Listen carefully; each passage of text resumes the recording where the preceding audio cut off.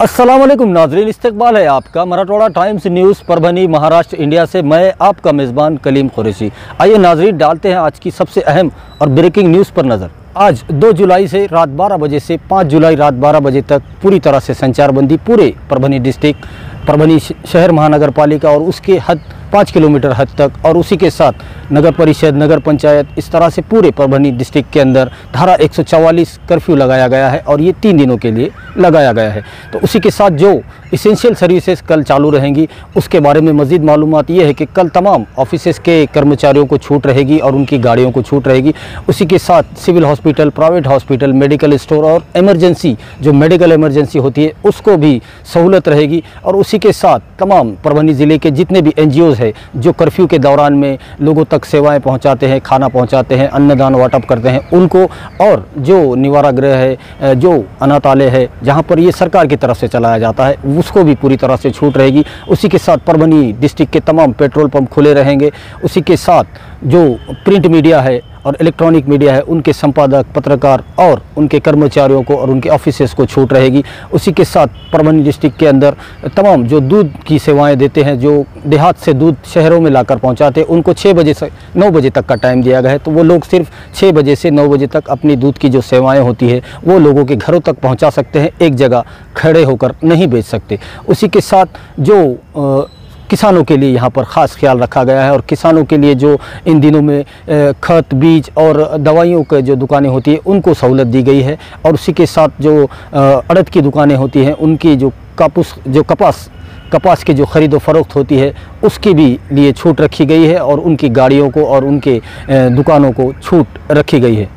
उसी के साथ नेशनलाइज बैंक खुले रहेंगे। नेशनलाइज बैंक सिर्फ राशन दुकानदारों के लिए खुले रहेंगे। जो राशन दुकान के लिए जो चालान भरना होता है उनके लिए ये सेवाएं कल खुली रहेंगी, और वो सिर्फ नेशनल बैंक में रहेगी और सिर्फ राशन दुकानदारों के लिए रहेगी।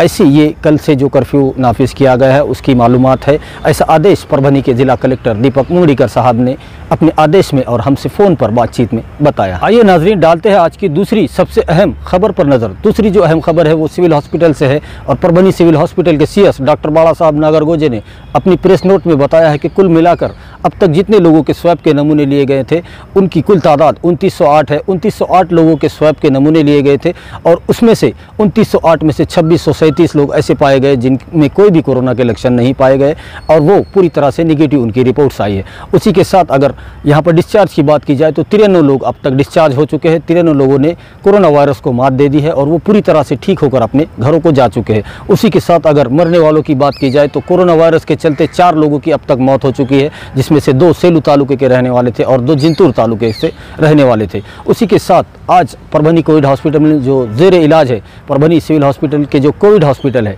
ITIA के अंदर, उसमें जो ज़ेरे इलाज है वो 25 लोग हैं। 25 लोग आज भी कोरोना वायरस की जंग लड़ रहे हैं, और हो सकता है बहुत जल्द वो भी पूरी तरह से ठीक होकर अपने घरों को चले जाएंगे। तो ये दूसरी रिपोर्ट थी। आइए नाजरीन, डालते हैं आज की तीसरी सबसे अहम खबर पर नज़र। जो तीसरी अहम खबर है वो परभनी और पूरे महाराष्ट्र की जो शान है, जो राज्यसभा के खासदार फौजिया तहसीन खान, उनके बारे में है। जो उनको आज परभनी के जो उर्दू एजुकेशन सोसाइटीज़ है उनकी जानिब से आज उनके घर पर जाकर उनका सत्कार किया गया, स्वागत किया गया, और उन्हें खासदार बनने पर मुबारकबाद पेश की गई। और उन तमाम संस्था चालकों में विलासराव देशमुख हाई स्कूल व जूनियर कॉलेज जिंतूर के संस्था के अध्यक्ष वासिफुद्दीन खाजी साहब मौजूद थे, और उन्हीं के साथ में सीमा साइंस कॉलेज परभनी के माजिद सर भी मौजूद थे। उसी के साथ परभनी एजुकेशन सोसाइटी परभनी के अध्यक्ष रशीद खान साहब, उसी के साथ परभनी मुस्लिम एजुकेशन सोसाइटी परभनी के अध्यक्ष रशीद खान साहब भी मौजूद थे। उन्हीं के साथ Indira Gandhi education and welfare society Parbhani के सेक्रेटरी माजिद सर भी मौजूद थे।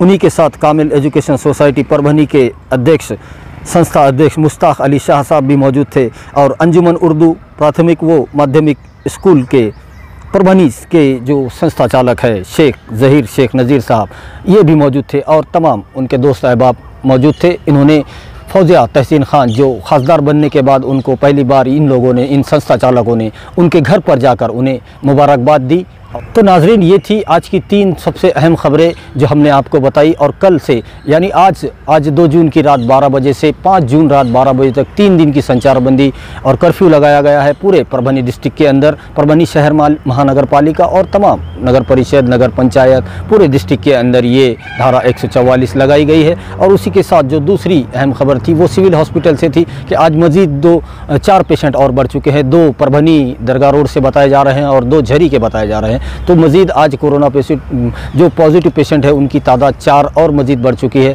और तीसरी जो अहम खबर थी वो खासदार फौजिया तहसीन खान जो राज्यसभा खासदार बनने के बाद उनके घर पर जाकर उर्दू शिक्षण संस्थाओं की जानिब से और तमाम जो उर्दू के बड़े बड़े संस्थान हैं पूरे डिस्ट्रिक्ट के, उन तमाम लोगों ने जाकर उनके घर पर उन्हें मुबारकबाद दी। ये 3 अहम खबरें थी। और उसी के साथ परभनी के ज़िला प्रशासन की ओर से और ज़िला अधिकारी दीपक मुंगड़ीकर साहब और सिविल हॉस्पिटल के CS डॉक्टर बाला साहब नागरगोजे, इन दोनों की जानिब से बार बार आपसे अपील की जा रही है कि ये जो 3 दिनों का कर्फ्यू लगाया गया है उसका पालन करें।